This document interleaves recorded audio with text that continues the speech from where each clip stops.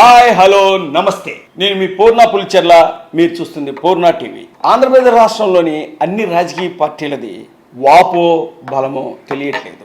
ఎందువల్లంటే కూటమికి సంబంధించిన నాయకులు కానీ కేడర్ కానీ ఈసారి అధికారం కూటమిదే అని ప్రచారం చేసుకుంటున్నారు. అలాగే వైసీపీకి సంబంధించిన నాయకులు కానీ కేడర్ కానీ మళ్ళీ అధికారం మాదే అని ప్రచారం చేసుకుంటున్నారు. ఫ్రీ పోల్ సర్వేలో కూడా కూటమి అధికారంలోకి వస్తుంది అని చెప్పిన ధైర్యమే కానివ్వండి, అత్యధిక శాతం ఓటింగ్ నమోదయ్యే ధైర్యమే కానివ్వండి, కూటమి గెలుపు సునాయాసం అనే నమ్మకం వాళ్ళకుంది. కానీ నిన్న కాక మొన్న కృతజ్ఞతతో ఒక మీటింగ్ ఐపాక్తో జగన్మోహన్ రెడ్డి గారు జరిపారు. వాళ్ళందరికీ ఓట్ ఆఫ్ థ్యాంక్స్ చెప్పడానికి వెళ్ళినప్పుడు జగన్మోహన్ రెడ్డి గారు వాళ్ళతో ఈసారి గెలుపు మనదే, పార్లమెంట్లో 22 సీట్లు వస్తాయి, ఇప్పుడు కూడా 150 సీట్లు తగ్గవు అని చెప్పేటప్పటికీ రాష్ట్ర వ్యాప్తంగా ఉన్న వైసీపీ నాయకులకు కానీ వైసీపీ కార్యకర్తలు కానీ ఒక నూతన ఉత్సాహం వచ్చింది.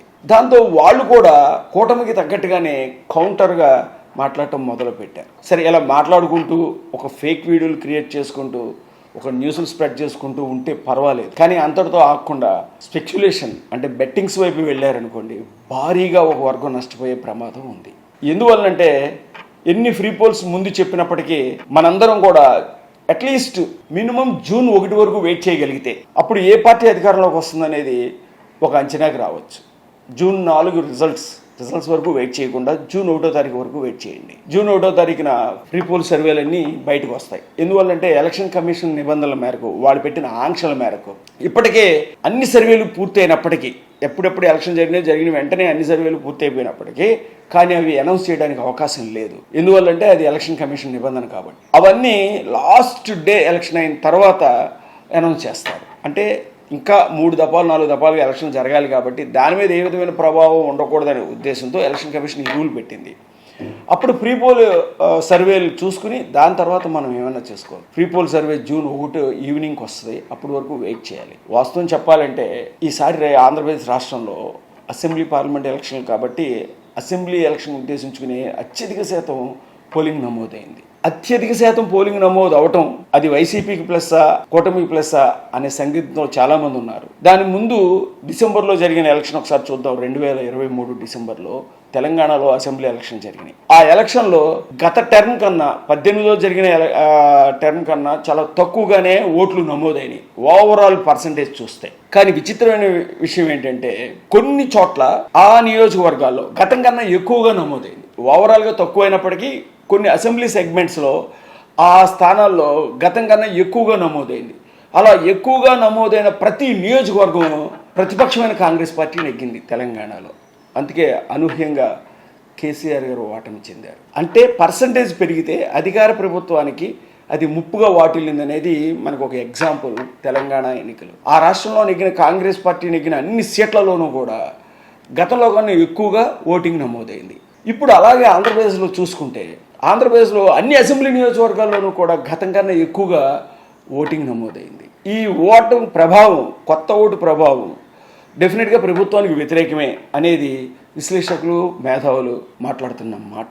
అది తప్పుగా అనుకోక్కర్లేదు, అది తక్కువగా అంచనా కూడా వేయక్కర్లేదు, నిజమే. ఎందుకంటే అసాధారణంగా ఆంధ్రప్రదేశ్లో ఈసారి 10 లక్షల పైచిలకు కొత్త ఓటులు నమోదయ్యారు.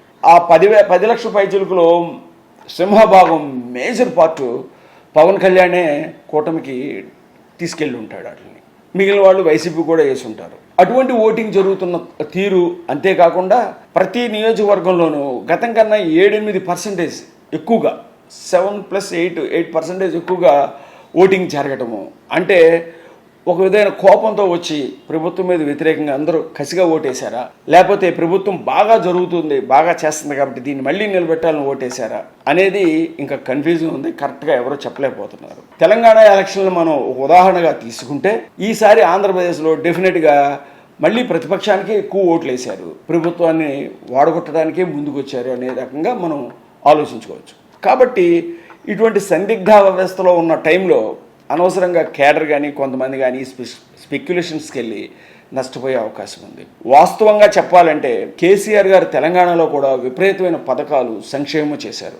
అంతేకాకుండా రైతు బంధుని అరెకరం భూమి ఉన్న రైతు కాడి నుంచి 100 ఎకరాల భూమి ఉన్న రైతు వరకు ప్రతి సంవత్సరం డబ్బులు కూడా వేశాడు. అలాగే దళిత బంధుని పెట్టాడు. అలాగే మహిళలకి, ముస్లింలకి, అన్ని వర్గాల వాళ్ళకి కూడా ఆయన ఏమాత్రం లోడ్ చేయకుండా సంపూర్ణంగా పరిపాలన చేసి అందరికీ సంక్షేమాలు పంచిపెట్టాడు. కానీ ఎక్కడైతే రూరల్స్లో ఆయన ఇచ్చిన సంక్షేమాలన్నీ పనిచేయలేదు. ఎందుకంటే ఆయన ఓడిపోయింది రూరల్ ఏరియాలోనే. కానీ అభివృద్ధి జరిగింది మాత్రం హైదరాబాద్. ఖచ్చితంగా హైదరాబాద్లో ఆయన అఖండమైన మెజార్టీతో నెగ్గాడు, ఒక్క సీటు కూడా ఆపోజిషన్లోకి వెళ్ళకుండా. దాన్ని బట్టి మనకేమర్థమవుతుంది, సంక్షేమం కన్నా అభివృద్ధికే పెద్దపీట వేస్తున్నారు ప్రజలు అని. ఈ ప్రభుత్వమే కాదు, ఏ ప్రభుత్వం వచ్చినా సంక్షేమాలు ఆగో, కానీ సంక్షేమాలతో పాటు అభివృద్ధి కూడా ముఖ్యం అని వాళ్ళు స్పష్టంగా తెలంగాణలో రుజువు చేశారు. అటువంటి పరిస్థితే ఆంధ్రప్రదేశ్లో కూడా పునరావృతం అవుతుందా అనిపిస్తుంది. ఆంధ్రప్రదేశ్ ప్రభుత్వం కూడా ఇంట్లో ఉన్న చిన్న పిల్లవాడు, చదువుకునే పిల్లవాడు కాడి నుంచి ముసలివాడు వరకు అందరికీ సంక్షేమ పథకాల మీద కొన్ని లక్షల కోట్ల రూపాయలు పంపకం జరిగింది. అందరూ హ్యాపీయే. 3,000 అందుకుంటున్న ఒక అవ్వ తాత కూడా హ్యాపీయే, అమ్మఒడి అందుకుంటున్న అమ్మ హ్యాపీయే, మిగిలిన వాళ్ళు హ్యాపీయే. కానీ వాళ్ళు ఒక్కసారి వాళ్ళ కుటుంబంలో వెనక్కి తిరిగి చూస్తే, అరే నేను 3,000 అందుకుంటున్నాను బాగానే ఉంది, కానీ నా కొడుకు చదువుకుని ఉద్యోగం లేకుండా నిరుద్యోగంలో తిరుగుతున్నాడే, ఆడు బెట్టింగ్లు అంటూ, ప్యాకెట్లు అంటూ, కోడి పందాలు అంటూ రోడ్ల మీద పోతున్నాడే, రోజు తాగి ఇంటికి వస్తున్నాడే, ఏంటి వీడికి దౌర్భాగ్య స్థితి అనే ఆలోచన మొదలైంది. అలాగే అమ్మఒడి తీసుకుంటున్న ఒక చెల్లి కానీ అక్క కానీ తన తమ్ముడినో తన పుట్టింట్లో ఉన్న అన్ననో చూసుకుంటూ బాధపడే పరిస్థితులు ఉన్నాయి.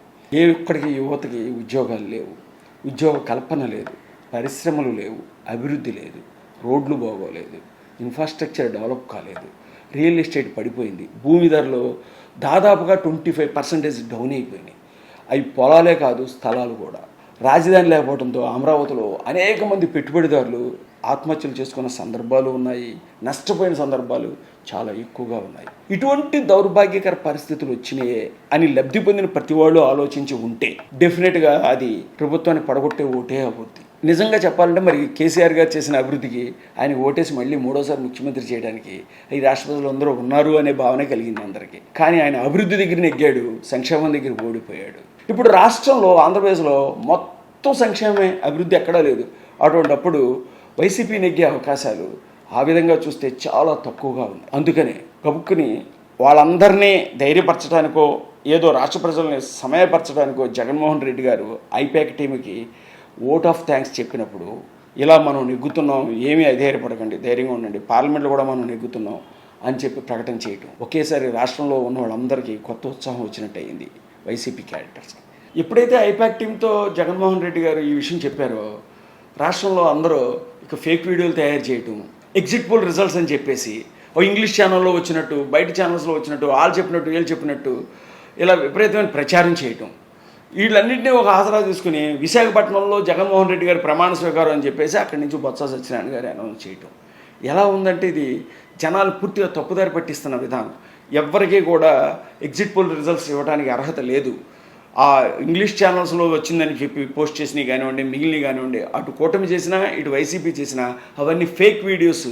అది గుర్తుంచుకోవాలి. అది అభిమానులు చేసే వీడియోసే తప్ప ప్రభుత్వం అనుమతి ఇచ్చినవి కావు. ప్రభుత్వం అనుమతి ఇచ్చిన ఎగ్జిట్ పోల్ వీడియోస్ ఏదైనా సరే జూన్ 1 వస్తుంది.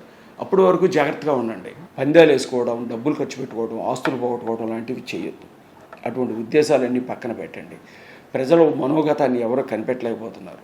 కనిపెట్టిన ఫ్రీ పోల్ సర్వేలు కానీ, పోస్ట్ పోన్ సర్వేలు కానీ ఇప్పుడు రేపు పొద్దున్న జూన్ 1కి బయటకు వస్తాయి. ఆ తర్వాత మీ ఆనందం తీర్చుకోవచ్చు. అంతవరకు ఈ ప్రభుత్వాలు ఏ ప్రభుత్వం ఏర్పడుద్ది అనే విషయంలో అందరికీ సందిగ్ధతే ఉంది. ఎనీహో ఏదైనా సరే గతంలో జరిగిన అనేక ఎలక్షన్ల ఆధారంగా చూసుకుంటూ ఉంటే ఆంధ్రప్రదేశ్లో కూటమికే అవకాశాలు ఎక్కువగా ఉన్నాయనేది మనకి స్పష్టంగా అర్థమవుతుంది. అలాగే భారతదేశంలో బీజేపీకే ఎక్కువగా అవకాశాలు ఉన్నాయనేది క్లియర్గా అర్థమవుతుంది. కాబట్టి తస్మాత్ ప్రజలారా, ఈ రాజకీయ పార్టీలు వాపో బలమో తెలుసుకోకుండా మనం దోలు తీర్చుకోవద్దు. దయచేసి ఇది అందరూ ప్రజలు అర్థం చేసుకోండి. జై హింద్.